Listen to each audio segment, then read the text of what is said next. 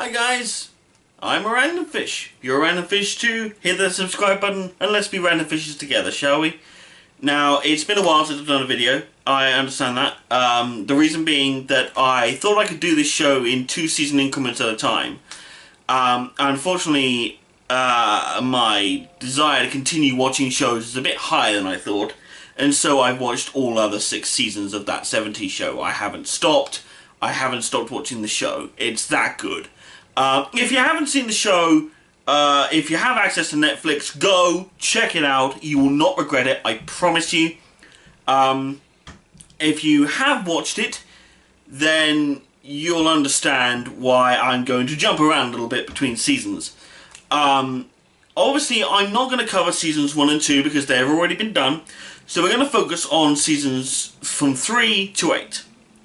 Now, in season 3, a lot of stuff went down. Obviously, in the previous season, we find out very early on that Kelso, the airhead guy of the group, is trying to date 2 girls at the same time. He's trying to date his girlfriend Jackie, and also trying to date Eric, one of the main character, if you will, the main protagonist of the show anyway, his older sister Laurie, who is just bored and needs someone to sleep with, so she's choosing Michael for some bizarre reason.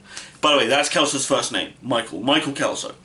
In the 3rd season, that's all still going on, and Jackie finds out when Kelso attempts to break it off with Laurie for a variety of reasons, most of which being that he's kind of fed up with the whole shebang. What makes me really laugh about Kelso, at least, within his own sort of moronic state of thinking, is this entire bizarre nature that he has, where he knows that he's cheating and he knows that it's bad, but he also wants to come up with every excuse under the sun for it.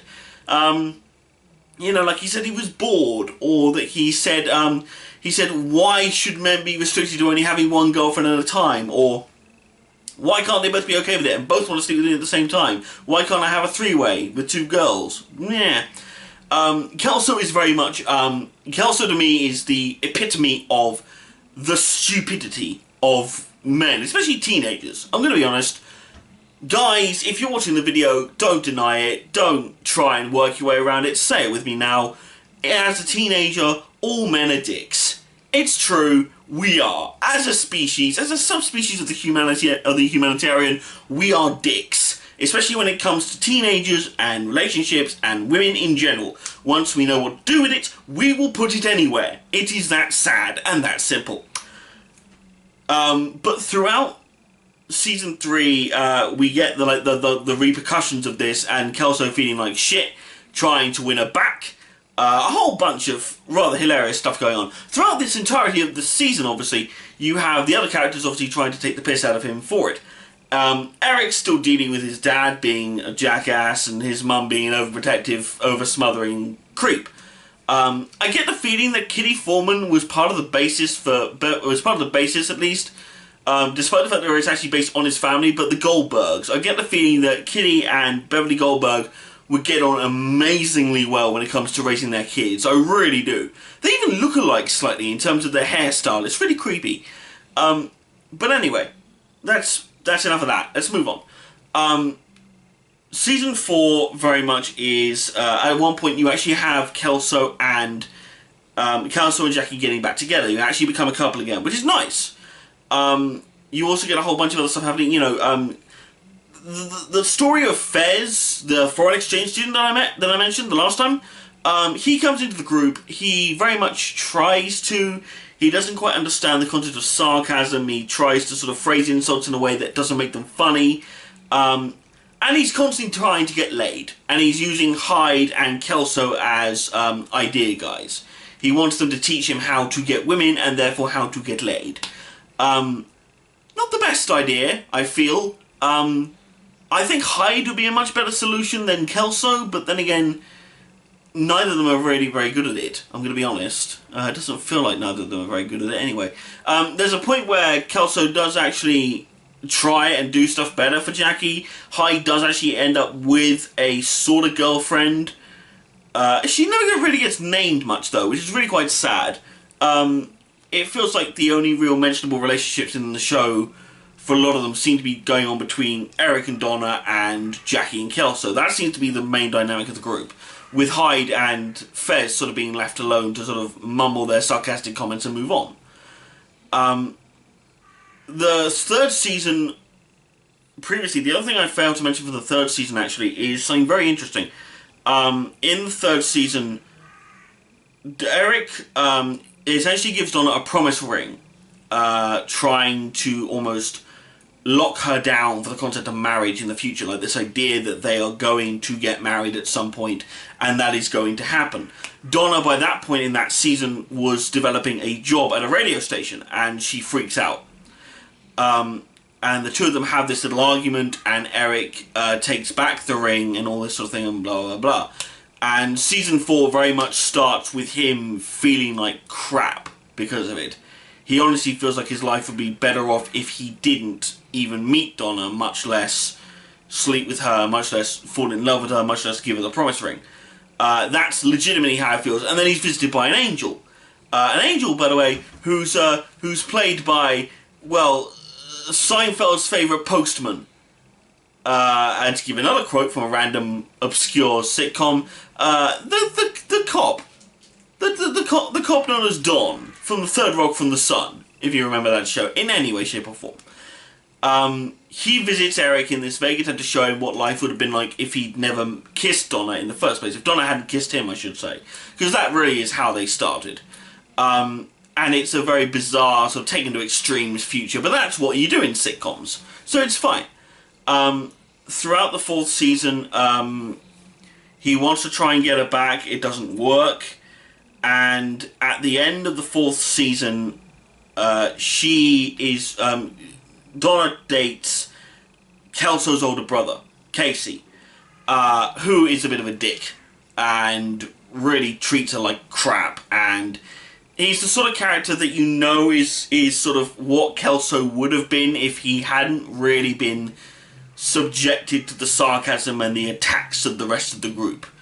When you look at Casey and you look at Kelso, it feels like Michael is an improvement on Kate. Like, it feels really weird, because despite the fact that Michael Kelso is basically the ultimate male version of an airhead, the male version of a blonde, really, he feels better in comparison to Casey, which is really weird. Very, very weird.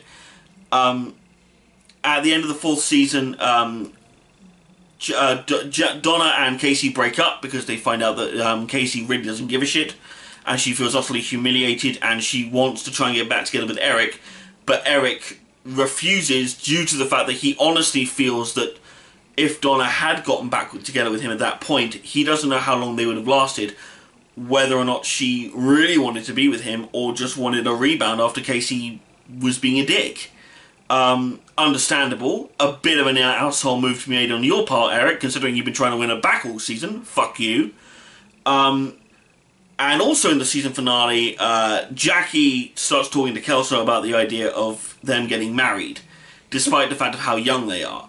And Kelso and Donna both, in the season 4 finale, ride off in Kelso's van to go to California, where they'll be free of all responsibilities and they'll start anew and everything will be fine. Season 5 opens. Yes, I am shooting through this quite fast. The season 5 starts with Eric going to California to get Donna back. While they're there in California, you find out that Donna is regretting going to California, wants to get back with Eric, and all that sort of thing. Season 5 is a really good show, actually. It's a really good season for the show, I should say. Kelso comes back, obviously, with her, and all this sort of thing, and finds out sometime later on that Jackie has a new love interest, and that new love interest is Hyde. A very weird one to sort of come up with, to say the least. But I'll be honest, it did very much intrigue me, because I wanted to see what it would be like if Hyde really did try and make Jackie a better person. That seems to be the real call for Jackie Burkhart's character. It's improve yourself, make yourself a better character, because otherwise I'm going to have to punch you. Or at least cover you in a very large blanket and shield you from the rest of the world, because the rest of the world will be fucking cruel to someone like you. But she ends up with Hyde. It's this whole shebang. he very much knows how shallow she is, but also knows that she is at least trying and is at least honest about herself, which a lot of other people aren't. Hyde's real motto in life is to basically bring down the establishment, to hate on governments and the man, if you will, and also just in general cause anarchy and chaos because. In fact, I think what he really wants is to have a government that doesn't mind smoking weed or doing any drugs, drinking beer, who doesn't try to control them through emotional and mental manipulation. It's kind of the thing. At least that's what they think it is in the 70s. We live, we learn, we move on. Throughout the 5th season, a lot of stuff happens with Hyde and Jackie, where she keeps on trying to change him, trying to make him sort of see things from her perspective, and he's putting on the brakes and telling her to get stuffed. And at one point, a really big thing happens in season 5, actually. Eric and Donna do get engaged. There is an actual engagement between these two characters, which is not exactly met well by the other characters, at least not by Red and Kitty, or by their parents in general. The other members of the gang, whilst they are opposed to the idea, they let it happen because, as far as they're concerned, once they find out how bad an idea this is, they'll forget about it and they'll let it go, and then they can all move on with their lives. Red, not so much. He keeps on trying to convince Eric that he can't go to college after he graduates and get married at the same time. Like, they won't be able to afford, he won't be able to afford it because Red will cut him off and won't pay for him to go to college. There's all sorts of stuff that happens. There's a very ingenious scene, as far as I'm concerned. In a previous season, Red and Eric both get jobs at a store, at a store called Price Mart. During the 5th season, once they find out about Donna and Eric's engagement, which they keep quiet for a few episodes before they start telling people, and then there's a whole shebang where Red fires Eric because he knows that if he doesn't have money coming in, he can't afford to pay for college and the wedding. Ipso facto, there is no wedding. At least not immediately. Red wants to destroy the engagement completely and keep Eric in school where he'll study and therefore go to college and get a good job, and then he can think about marriage, whereas Kitty wants them to just hold off while they think about it and actually discuss it like rational adults. Eric, unfortunately, hates them both for it and, declares that they're doing nothing but trying to manipulate and control him like they always have. There's an ingenious scene where Eric tries to get a new job in order to do this, and he finds out that someone gave them a poor reference in terms of his ability to do the job, and he has a full-on yell at Red, calls him a sad, manipulated old man who wants everyone to be just as sad and pathetic as he is, and called him pathetic and all this sort of thing. And then he finds out that it was Kitty and his own mum that did it to him, and he tells them both to basically just get stuffed and that this wedding is happening whether they like it or not. I'm doing a lot of waving with my hands, I'd like to point out. It's just that I can't do it all above this level of screen. I don't feel like sitting down is the constant thing I should be doing. So I apologise for my lack of arms in this video. Season 5 very much comes to close with them all graduating and not a whole lot else, and all this sort of thing. Fez, one of the other problems with Fez actually is, near the end of the season you find out that he is in danger of being deported back to his country because his visa only works up until his graduation from the American school. So once he graduates, he's kicked out of the country. So what does he do? He marries Eric's sister Laurie.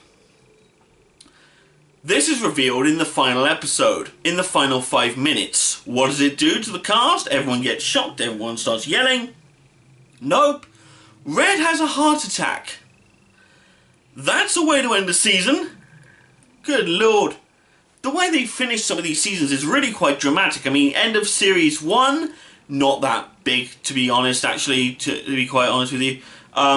Season 2 ends with Hyde being discovered having weed in his possession and he's being detained by the cops. Season 3 friggin' ends with Donna and Eric's breakup. Season 4 ends with Donna and Kelso buggering off to California. 5 ends with Red getting a heart attack. I mean, Jesus. Series 6 begins, obviously, in the hospital and all this sort of thing, and they're trying to keep him alive, blah, blah, blah. And all of that happens. Throughout season 6, Eric wanted to move away with Donna in order to go to college and to therefore have a job to pay for money to pay for the wedding. But after his dad is sort of revealed to have had a heart attack and can't really do much around the house, and Kitty will have to do all the work, Eric feels compelled to stay home and to look after his family. Which Donna understands, and then doesn't even go to college herself and stays right there with Eric for his year of doing nothing. And all that sort of thing. Again, there are certain scenes in the show that are brilliant. There's a scene at breakfast, I think it is, when Eric comes in and Red grills him about what he's doing. He grills him about Donna, he grills him about his job, he grills him about his future, and all this sort of thing. And then tells Eric that because all his answer to everything was, I don't know, he's not getting food. Hyde comes walking in, he says, you know, how's your girlfriend? Bossy as hell. Job? Bleak. Job? Dead end. Future? Bleak. Feed the boy, he says. That's both insanely annoying and insanely genius at the same time. How does that work? Anyway, it seems random to me. But anyway, season 6 is very much Red and Kitty trying to deal with things, Eric helping out as best he can with the jobs that he can get, and Donna very patiently waiting by his side. You know, season 6 very much ends on the ultimate of downer notes in that within that season, Eric is having trouble sort of bringing himself to realize that he somehow feels that if he and Donna do get married, there's a very strong chance that Donna will regret it sometime down the road. She says no, but he thinks she's lying, essentially. So he doesn't show up for the wedding near the end. Donna is, of course, furious. She doesn't want anything to do with him.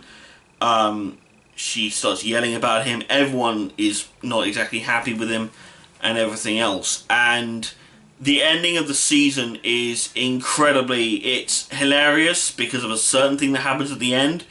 But the really dramatic thing is that he climbs into Donna's room through her window.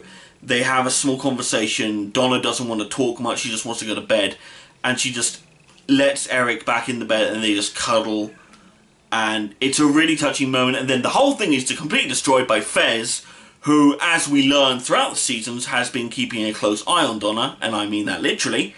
He literally was climbing a tree and looking through her window. He's spying on her while she sleeps. What the hell?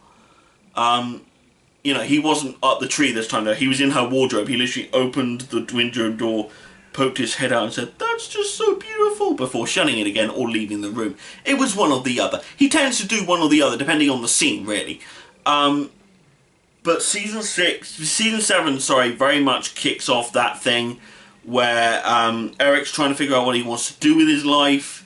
Donna very honestly still wanting to be with him even though they called off the wedding, which is kind of bizarre, but what can you do? Hyde and Jackie broke up in the previous season, which is it was kind of a big thing. It's discussed more in the fan fiction area. If you look in the fan fiction area, there's a lot more of it where they stay together and they actually do get married. There's even a Tumblr post, actually, Hyde's Dojo of Coolness. Look it up sometime, it's quite brilliant. There's a whole bunch of stuff that happens with this, anyway. But during season 7, Eric finds out what he wants to do is he wants to become a teacher through his various talking with his friends and whatnot. And also throughout season 5, I think it was, Hyde and Kelso were having like this little man-off to see who deserved Jackie more. Which is kind of bizarre and yet simultaneously hilarious. Oh well. All sorts of stuff happened over the course of the season. Like I said, if you've already watched it, you have no excuse. If you haven't watched it, I already told you to go watch the fucking show, so you should be off watching the show, goddammit. Season 7, halfway through, I think it is, Eric decides that he wants to go teach. He's trying to get a qualification to go teach. But the one thing he also needs to do is, while he doesn't have the grades from high school to do it, he can go off and spend, I think it was like a year, teaching abroad. in order to get the necessary qualifications in order so he can teach in the United States. So where does he want to go? He goes to Africa to teach. This pisses off everybody. And I mean, you know, Donna's back, you know, Donna's having a go at him about it, Kitty's having a go at him about it. Red's completely fine with it because he's going, fuck off. I wanted you out of the house when you were 18. What the hell's wrong with you? It took you this long, you dumbass.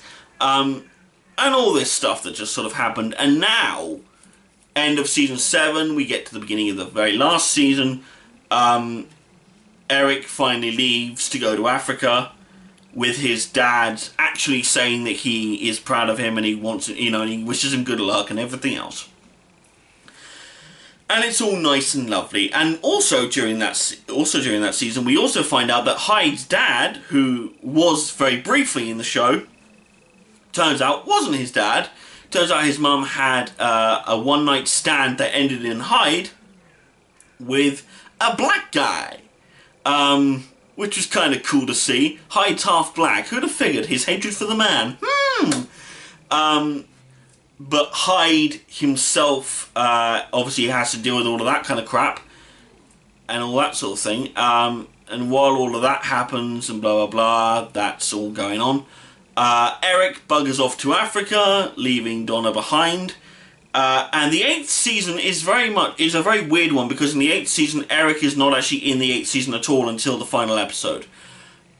Which is nice and weird at the same time, because obviously the other characters are still there, including a bunch of side characters that I haven't even mentioned yet. I'm going to go over that in a minute.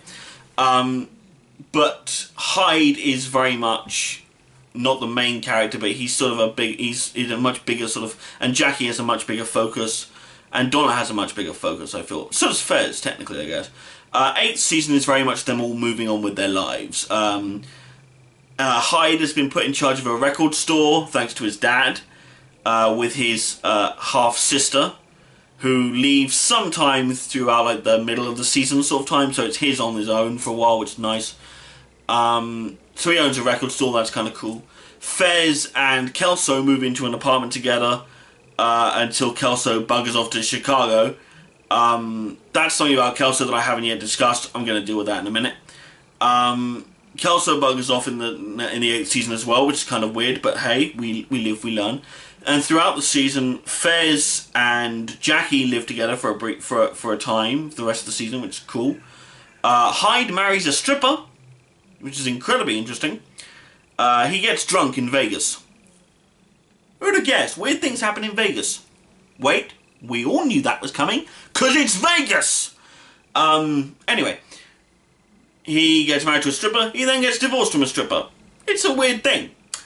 Like I said, and Donna, of course, Donna ends up in a new relationship over the course of the season with a guy that works in Hyde's record store, a guy called Randy, who is literally a man whore. Who's basically Kelso, but with a bit more of an understanding. Kind of bizarre, but hey, it's cool. You also get the return of an old favourite of one of the other side characters. Again, I'll talk about him more in a minute. And the ending of the show is basically, it's the new year, going from 1979 to 1980. It's the end of the decade. Everyone comes back to the Foreman's house for that final New Year's Eve party. Eric comes back and kisses Donna, because he can. Kelso comes back and falls off the water tower, like he does, like most characters have done over the course of the seasons, I have to say.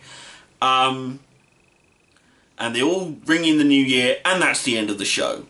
Now, in terms of what I enjoyed most about it, is I have to say I really enjoyed certain characters in their elements. The character of Hyde I will always enjoy. I find him to be increasingly hilarious, incredibly subjective to the ideas of the man, and his incredible ability to give off this vibe of coolness no matter where he went in his life. It was brilliant fun to watch.